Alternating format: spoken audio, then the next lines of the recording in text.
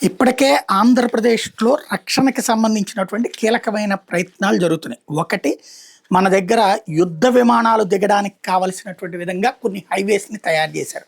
Like మన బాపట్ల దగ్గర అది, సూర్యలంక బీచ్ ప్రాంతంలో అది. రెండో వైపునొచ్చేటప్పటికి అట్లాంటి దాదాపుగా 4, 5 చోట్ల రోడ్లు వేశారు. ఏకంగా యుద్ధ విమానాలు దిగేటటువంటిది. ఇవే కాకుండా మనకు ఆల్రెడీ నేవీ స్థావరం విశాఖపట్నంలో ఉంటే ఇక్కడ సూర్యలంక దగ్గరొచ్చేటప్పటికి ట్రైనింగ్ సెంటర్‌తో పాటు అదొక చిన్న తరహా రక్షణ వ్యవస్థ మనకి ఇక్కడ. ఆయుధ సామాగ్రి ఇదంతా ఉండేటటువంటి వ్యవస్థ.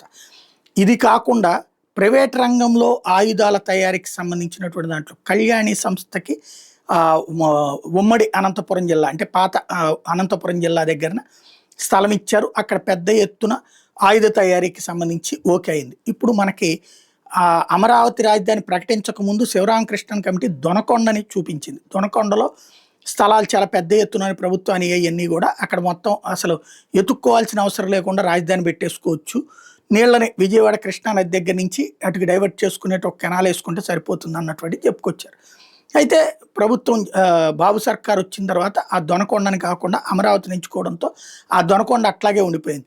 అప్పట్లో అక్కడికి దొనకొండ దగ్గరికి రాజధాని వస్తుందన్న ఉద్దేశంతో, జగన్ వైసీపీ అధికారంలోకి వస్తుంది అన్నటువంటి ఉద్దేశంతో అనేక మంది వైసీపీ నేతలు ఆ ఏరియాలో భూములు కొన్నారు.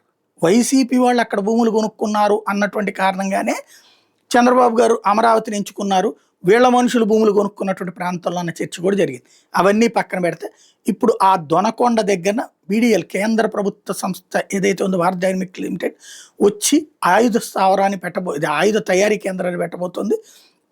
క్షిపణుల తయారీ కేంద్రం పెట్టబోతోంది. దానికి ఓకే అయింది. 1,200 కోట్ల రూపాయలు ఓకే చేశారు. తద్వారా ఆంధ్రాకి మరొక పెట్టుబడులు ఒక ఎత్తు, ఒక 600 మంది ప్రత్యక్షంగా, ఒక 1000 మంది పరోక్షంగా దాని మీద ఉపాధి అవకాశాలు పొందుతారు. అది పక్కన పెడితే ఆ ప్రాంత అభివృద్ధికి కీలకం కాబోతుంది. ప్రకాశం జిల్లా ఇప్పటిదాకా ఏదైతే ముందుకి వెనక్కి పోకుండా ఎక్కడదక్కడే ఉండిపోయి దశాబ్దాలుగా ఉండిపోయిన దాంట్లో ఇక ఎదుగుదల సాధ్యమయ్యే అవకాశం ఉంటుంది.